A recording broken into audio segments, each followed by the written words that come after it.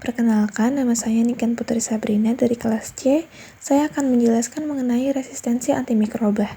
Sebelumnya, resistensi antimikroba itu merupakan penurunan kepekaan mikroba terhadap efek obat antimikroba yang menyebabkan terapi tidak efektif. Penurunan kepekaan terhadap antimikroba akan menghambat pembentukan imunitas yang akan memperpanjang lamanya penyakit, serta mikroba yang resisten akan berkembang biak dengan subur. Pada tahun 2019, angka kematian akibat resistensi antimikroba atau yang disebut dengan antimikrobial resisten meningkat menjadi 1,2 juta kematian dan terlibat secara tidak langsung sebanyak 4,94 juta kematian secara global. Kemudian, angka kematian global untuk semua usia yang disebabkan oleh resistensi antimikroba pada tahun 1960 itu mencapai 19,8 kematian per 100.000, kemudian pada tahun 2019 itu mencapai 15,5 kematian per 100.000, dan pada tahun 2021 mencapai 14,5 kematian per 100.000. Untuk kematian yang terkait dengan resistensi antimikroba itu disebabkan oleh Staphylococcus aureus yang resisten terhadap metisilin, di mana prevalensinya paling tinggi secara global yang mencapai 261.000 kematian terkait dan 57.200 kematian yang disebabkan. Prevalensi perkiraan AMR di Indonesia lebih tinggi daripada di negara Asia Tenggara lainnya, yaitu Malaysia, Filipina, Thailand, dan Vietnam. Di Indonesia, prevalensi S. pneumonia yang resisten terhadap penisilin mencapai 30% di rumah sakit, di mana angka ini lebih tinggi dibandingkan dengan Filipina dan Malaysia, tetapi lebih rendah dibandingkan Thailand dan Vietnam. Sementara itu, prevalensi S. aureus yang resisten terhadap metisilin 22% tercatat lebih rendah dibandingkan dengan laporan sebelumnya itu dibandingkan dengan sebagian besar negara di wilayah tersebut. Kemudian, Indonesia termasuk 5 negara dengan perkiraan peningkatan persentase konsumsi antibiotik tertinggi di tahun 2030 akan mendatang. Setiap tahun terjadi peningkatan prevalensi bakteri resisten, terutama infeksi berat seperti pneumonia dan sepsis. Sepsis merupakan penyakit yang disebabkan oleh disregulasi respon tubuh terhadap infeksi yang menyebabkan disfungsi organ, di mana sepsis terjadi sekitar 2% pada kasus pasien rawat jalan dan 6-30% pada kasus pasien rawat inap di rumah sakit. Sebagian besar laporan itu berasal dari Pulau Jawa sebesar 75,5%, lalu disusul oleh Pulau Sumatera sebesar 18,6%, Bali 8,8%, Kalimantan 5,9%, Sulawesi 3,9%, dan Papua sebanyak 1%.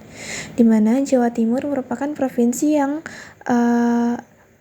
memiliki prevalensi resistensi antibiotik paling tinggi, terutama pada bakteri patogen Escherichia coli, Klebsiella pneumoniae, dan Acinetobacter baumannii. Kemudian, beberapa penyebab dari resistensi antimikroba, di antaranya yang pertama, penggunaan antimikroba yang tidak wajar atau tidak rasional. Hal ini mencakup penggunaan antimikroba tanpa indikasi yang tepat, dosis yang tidak sesuai, cara penggunaan yang keliru, atau interval waktu pemberian yang tidak benar. Lalu, pembuangan antimikroba secara sembarangan, di mana pembuangan secara sembarangan atau tidak mengikuti aturan yang ditetapkan ini dapat menyebabkan resistensi antimikroba. Yang ketiga, pemberian antibiotik secara berulang dalam jangka waktu yang lama, ini menyebabkan terjadinya resistensi. Hal ini terjadi karena apabila seorang yang sakit sedikit itu mengkonsumsi antibiotik atau antimikroba dalam jangka waktu yang lama dan berulang-ulang, itu bisa menyebabkan resistensi. Kemudian, penggunaan antimikroba pada hewan menyebabkan resistensi apabila hewan tersebut dikonsumsi. Adapun strategi yang dilakukan untuk mencegah resistensi diantaranya dengan menerapkan program pengontrolan antibiotik, di mana pemerintah melalui Departemen Kesehatan membuat kebijakan berupa program pengendalian infeksi dan program pengendalian resistensi antimikroba atau PPRA di rumah sakit melalui Permenkes nomor 8 tahun 2015. Kemudian di rumah sakit juga sudah menjalankan Program berupa antimicrobial stewardship program yang bertujuan untuk mengoptimalisasi pencegahan infeksi dan pengontrolan pemberian antibiotik terhadap pasien. Selain itu, resistensi yang disebabkan karena minimnya pengetahuan dapat dilakukan edukasi tentang penggunaan antibiotik yang benar sesuai dengan resep dokter, jenis penyakit yang boleh diobati dan antibiotik, serta bahaya resistensi antibiotik. Penggunaan antibiotik secara rasional dapat dioptimalkan dengan melarang akses tanpa batas terhadap antibiotik serta menerapkan peraturan legislatif dan kebijakan yang mendukung, seperti melalui BPOM. BPOM tugasnya seperti menerbitkan regulasi dan kebijakan yang berkaitan dengan obat-obatan di Indonesia. Contohnya, Peraturan Badan Pengawas Obat dan Makanan Republik Indonesia Nomor 24 Tahun 2021 tentang penguasaan pengelolaan obat, bahan obat, narkotika, dan psikotropika di fasilitas pelayanan kefarmasian. Dalam peraturan ini dijelaskan bahwa obat-obat golongan keras termasuk antimikroba harus diberikan berdasarkan resep dokter.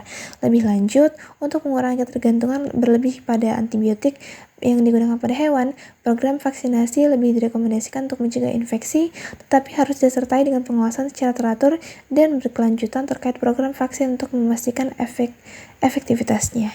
Sekian dari saya. Wassalamualaikum warahmatullahi wabarakatuh.